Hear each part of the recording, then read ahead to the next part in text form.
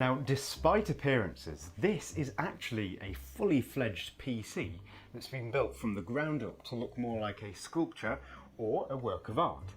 As a result, it's got some really interesting design elements, like this rope that runs along the edges of this cantilevered central platform that houses the core of the computer itself.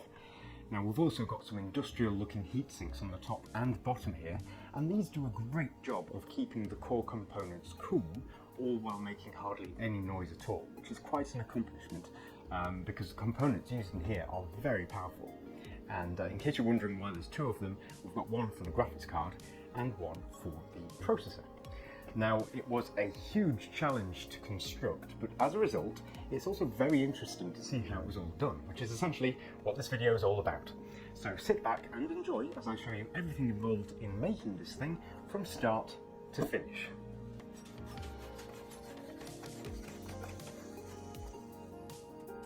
Before we start, a big thanks must go out to these brands for helping to make this build happen. So the first thing to tackle for this build was the not so easy task of replacing the low profile graphics card heatsink with a tower cooler for the visual look of the final build, and also for quieter operation.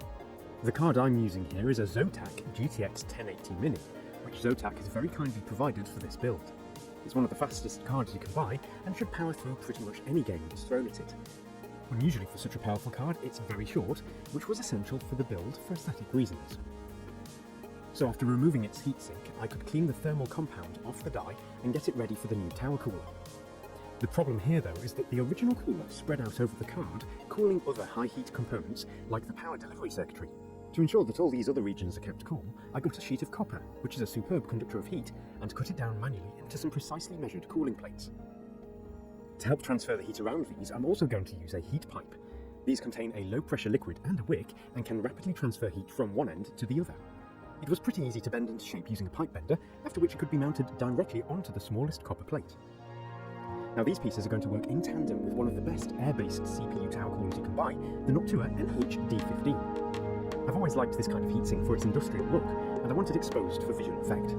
CPU air cooling doesn't get much better than this, so many thanks to Noctua for providing both of the coolers used in this build. So after unscrewing the original mounting hardware, I spread some thermal compound over the base and mounted it directly onto the largest of my copper plates, securing it tightly in place with some calcium screws.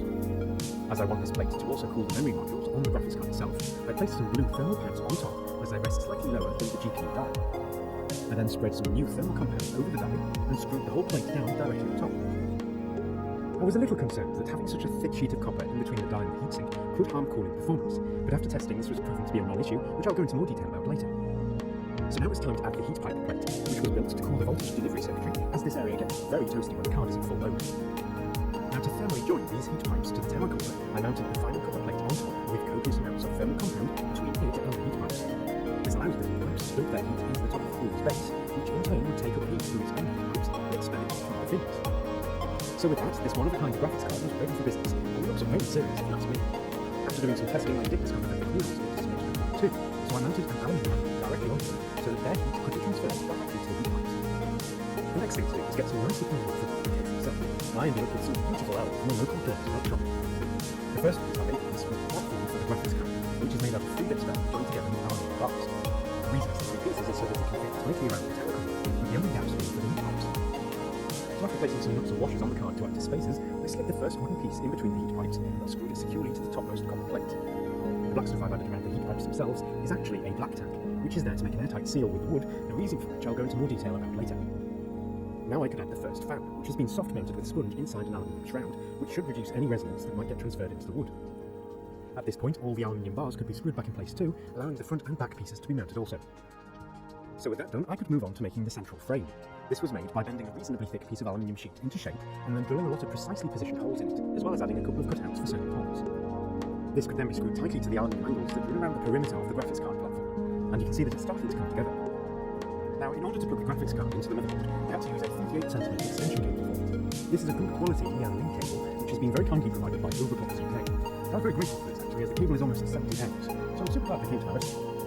I plugged this into the graphics card using a little blue right angle adapter, so that the cable itself will come out vertically, and then plug the power cable in also. So now it's time to make the platform for the motherboard. Again, I used some aluminium plates, onto which I screwed some right angle brackets that had some threaded inserts added. These threaded inserts are something I've only just become aware of actually, and I I've known about them before because they're just so useful.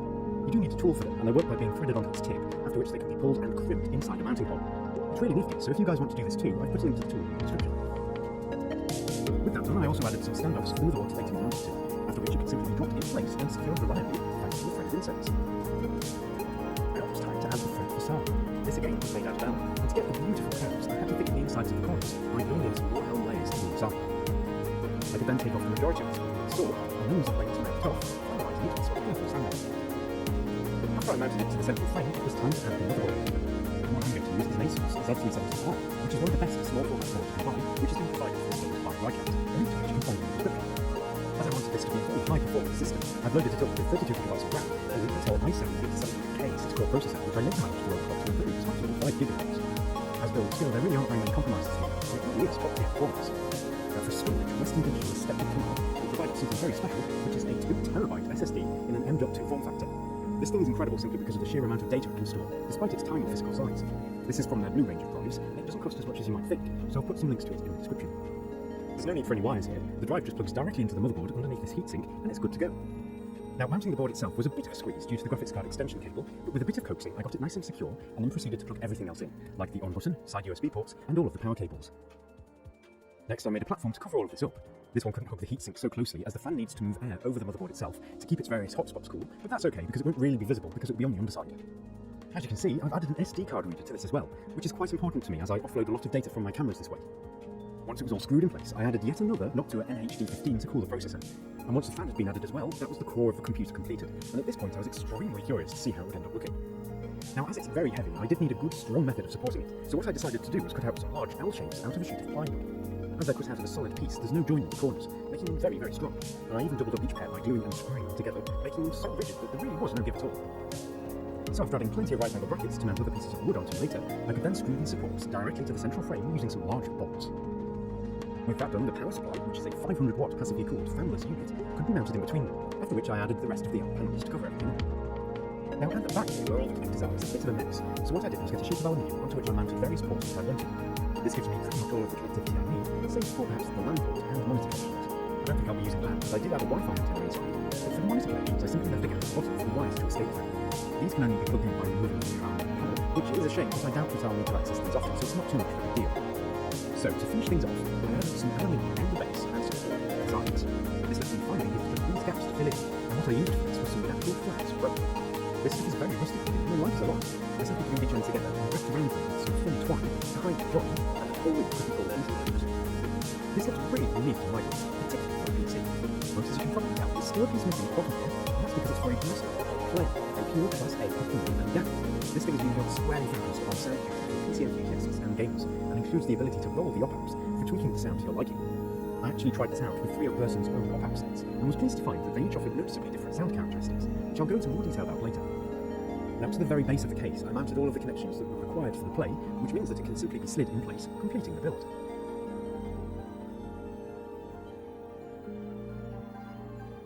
So with the PC now finished, how does it perform? Well, thanks to the powerful components, it can handle heavy workloads like 4K video editing perfectly, and also gaming.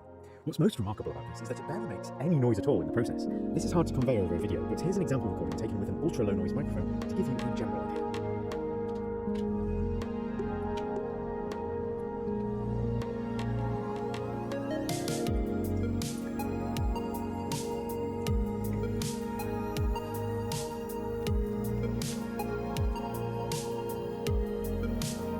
Low noise levels are thanks to the large heatsinks, particularly in the case of the graphics card, which sounded much louder with its original cooler.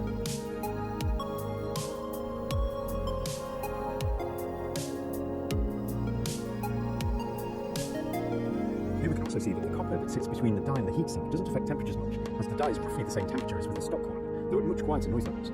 Reducing noise was the purpose of that black tack that I added earlier, by the way, as it makes the graphics card chamber airtight, so doctors in the very intense high-pitch electrical whining generated by the card.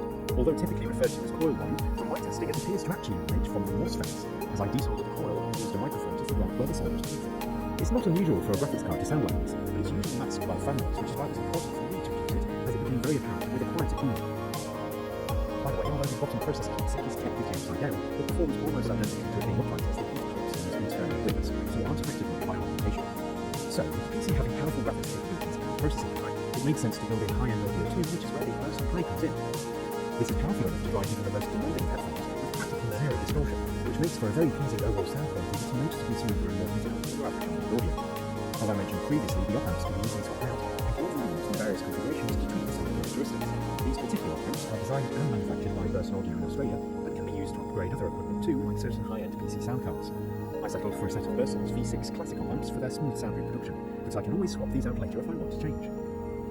Now, one thing that some of you might be wondering is that, won't this get dusty? And the answer is yes, and essentially I'm just going to have to deal with the consequences of having to push it every once in a while. I can also use some compressed air to keep it dust-free. But if I do that once a week, it should be kept under control. Now, before I go, I've gone over 1 million subscribers now, which is an absolutely fantastic number. I've got to thank each and every one of you for subscribing. But as a result, YouTube has actually sent me a little present in the post. So I've not opened this yet, but I thought I'd do it on camera so you can enjoy in the celebrations as well. So let's have a look.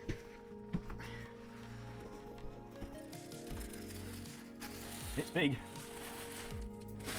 Let's have a look then. Way! Now that is something special. Big thanks to each and every one of you who subscribed, because you have made this happen. So thanks a lot, and I hope this is a good 1 million celebration video. So I hope you've enjoyed it, and I'll see you next time. Goodbye for now.